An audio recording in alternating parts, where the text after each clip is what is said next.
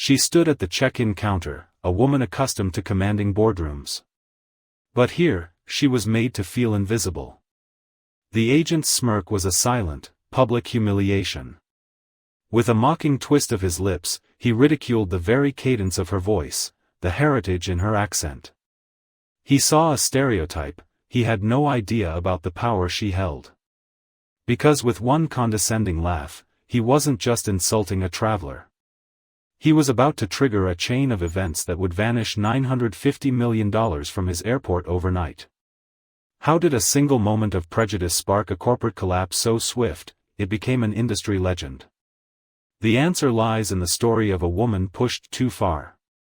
The confident leader, her name was Amara Johnson, and her life was a testament to quiet power. Far from the bustling airport, she was the visionary founder of Sojourn Global, a boutique travel consortium that curated life-changing cultural experiences for an elite, discreet clientele.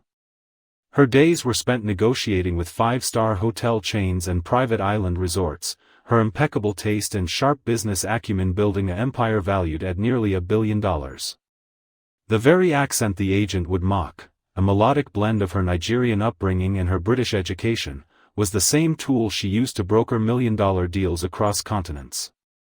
This business trip to Zurich was supposed to be a final negotiation, the capstone of a year's work. She was tired, her mind already on the strategic partnership she was about to secure. The airport was just a gateway, a mundane necessity. As she wheeled her carry-on towards the check-in counter, she was just another face in the crowd, a successful woman momentarily anonymous, her immense influence hidden behind a simple traveler's facade. She had no reason to expect that the next 5 minutes would test her composure in a way no boardroom ever had.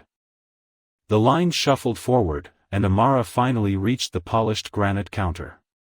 She offered a small, tired smile to the agent, a man whose name tag read Graham. He gave her a perfunctory glance, his fingers clicking mechanically on the keyboard. "Destination and passport," he stated, his voice a monotone. Amara placed her dark blue passport on the counter.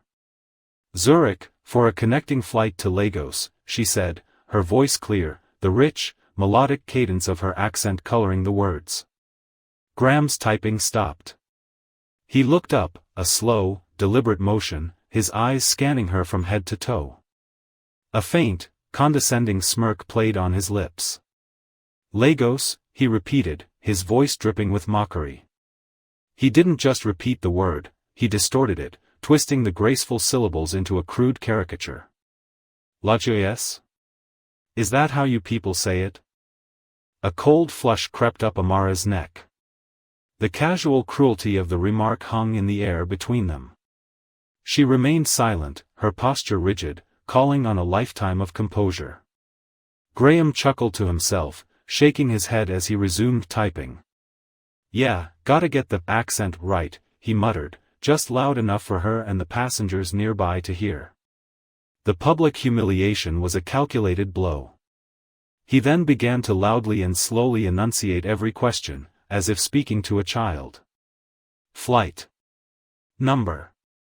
Do you have IT?" Amara's hands trembled slightly, but her voice was steady as she provided the information. But then, the conflict escalated from personal insult to systemic injustice. Graham's smirk vanished, replaced by a false mask of concern. "There seems to be a problem with your ticket," he announced, his voice now loud and officious. "I'm going to need to see a different return visa. This one doesn't seem in order." It was a lie. A blatant, weaponized lie. The visa was flawless. He was inventing a hurdle, forcing her to plead and justify her right to be there. In that suspended moment, as he stared her down, Amara made a choice. She wouldn't plead. She slowly retrieved her phone from her purse, her movements deliberate and calm. Her thumb hovered over the screen. The agent had no idea he wasn't just harassing a passenger anymore, he was poking a hornet's nest connected to a $950 million empire. Amara didn't argue. She didn't raise her voice. Instead, she took a single, deliberate step back from the counter, creating a space of defiance. Her eyes, now cold and sharp as flint, remained locked on Graham as she raised her phone. With a few swift taps, she initiated a group video call. One by one, the screens lit up. The faces that appeared were the stern, composed visages of her most powerful clients, billionaire investors, Fortune 500 CFOs, and the heads of the very travel conglomerates that kept this airline's business class full. Graham's smug confidence began to crack, replaced by a flicker of confusion. He could hear the voices, tinny but clear through the phone's speaker. "Amara? What's happening? Are you all right?" She turned the phone's camera towards him, capturing his name tag, his face, the entire scene in high definition. Her voice, when she finally spoke, was not loud, but it was a blade, sharp and precise. "This is Agent Graham. He has just informed me that my documentation, which I have used for a decade of global travel, is suddenly insufficient. He has also taken it upon himself to repeatedly mock my heritage and my accent. I am now being denied boarding." A voice from the phone, deep and commanding, cut through the air. "That's unacceptable. We have a collective agreement with that airline." Another voice, sharper, added, "The annual travel budget for this group is $950 million. Pull the trigger, Amara." She looked directly at Graham, whose face had gone ashen. He finally understood. He wasn't a gatekeeper, he was an employee. And she held the keys to the entire kingdom. "Consider it pulled," Amara said, her words final. "Effective immediately, Sojourn Global and all its partners are initiating an immediate and permanent boycott. Not a single dollar of our business will ever flow through your gates again." The silence that followed was deafening.